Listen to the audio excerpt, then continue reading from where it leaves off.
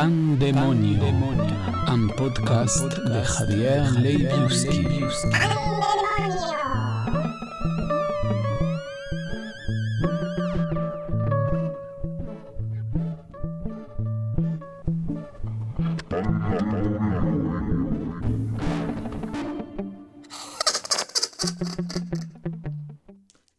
Salut tout le monde, cette semaine c'est moi, Maya, qui présente le texte car mon père est parti à Tokyo ou Kyoto, je ne suis pas sûre. C'est un texte qui se trouve dans le prochain livre de mon père dont le titre est encore secret. Bon voyage!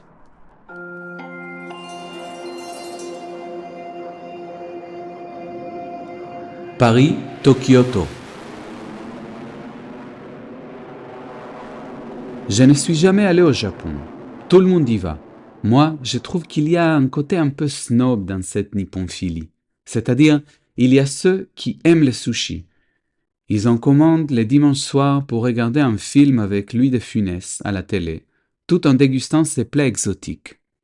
Puis, il y a les autres, ceux qui vont rue Sainte-Anne à Paris et s'aventurent dans les petits restos au menu mystérieux. Et ne me méprenez pas, je n'ai rien contre le Japon ou les Japonais. J'ai même essayé une fois de lire Murakami. Assis dans un petit restaurant rue Sainte-Anne, je regardais autour de moi pendant que j'essayais de manger un ramen, une sorte de soupe géante, avec une cuillère qui me donnait des énormes difficultés pour attraper les légumes. Avec les bâtons, ça marchait mieux, mais je n'arrivais pas à prendre les liquides. Cela me stressait énormément. Les autres personnes présentes avaient l'air de maîtriser à la perfection l'art du manger japonais. J'avais peur qu'on me voie, qu'on se rende compte que je n'étais qu'un débutant, un petit novice aux plumes blanchâtres. À côté de moi, un jeune homme venait de s'asseoir. Une serveuse asiatique s'est rapprochée de lui et lui demanda ce qu'il voulait commander. L'homme fixa alors ses yeux sur elle et lui répondit en japonais. Il y avait quelque chose d'étrange dans l'intonation de sa voix, une certaine agressivité, comme s'il lui disait « Tiens, je te parle en japonais, moi. Tu ne t'y attendais pas, hein? Je ne suis pas un pauvre con débutant comme celui-là à côté. » Une autre chose qui m'étonne du Japon est le fait que les gens qui y vont me parlent souvent de Tokyo, qui est la capitale, et donc ceci est tout à fait normal, mais aussi de Kyoto. J'avoue qu'au début, j'ai pensé qu'il s'agissait de la même ville, Tokyo pour les Occidentaux, Kyoto pour les Japonais, un peu comme Buenos Aires et Buenos Aires. Mais en fait, ce sont deux endroits bien différents, à une distance de 460 km l'un de l'autre. Je ne sais pas si vous avez remarqué que Tokyo et Kyoto sont des anagrammes. C'est un peu comme si en France, on avait une ville appelée Paris, puis une autre, disons dans la Drôme, qui s'appelle Rispa, ou peut-être Ripa, car le S ne sert à rien dans le nom de la capitale française. Une petite recherche m'a suffi pour découvrir que Tokyo signifie capitale de l'Est, ce qui est logique si l'on considère que le Japon est le pays du soleil levant. To viendrait du chinois dong, qui signifie Est, et Kyo, capitale. Mais alors Kyoto serait Est de la capitale?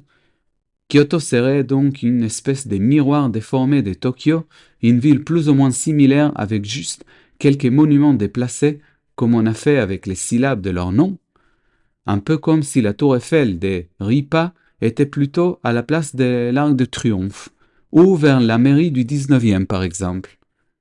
Tout cela provoque en moi une grande méfiance vis-à-vis de ces pays et des gens qui y vont.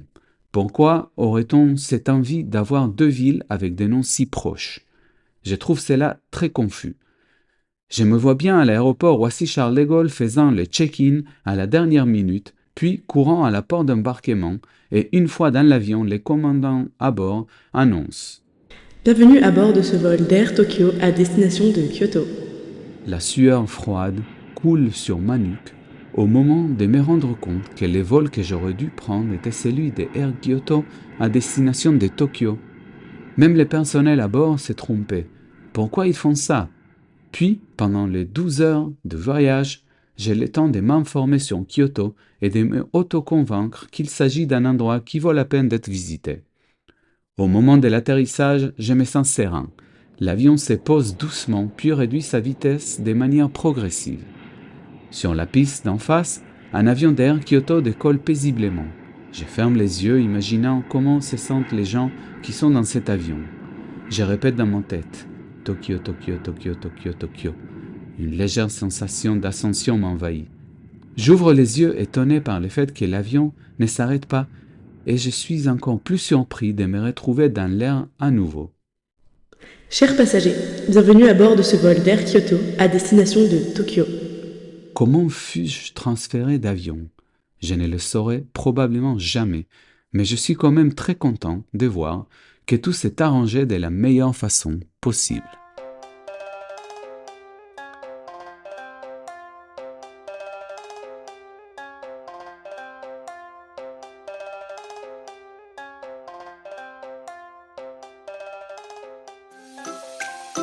C'est tout pour cette fois. J'espère que cet épisode t'a plu et si c'est le cas, n'hésite pas à en parler autour de toi, à liker le profil Instagram ou Facebook du podcast Pandemonio 2025 et à collaborer sur mon compte Patreon, pan-demonio.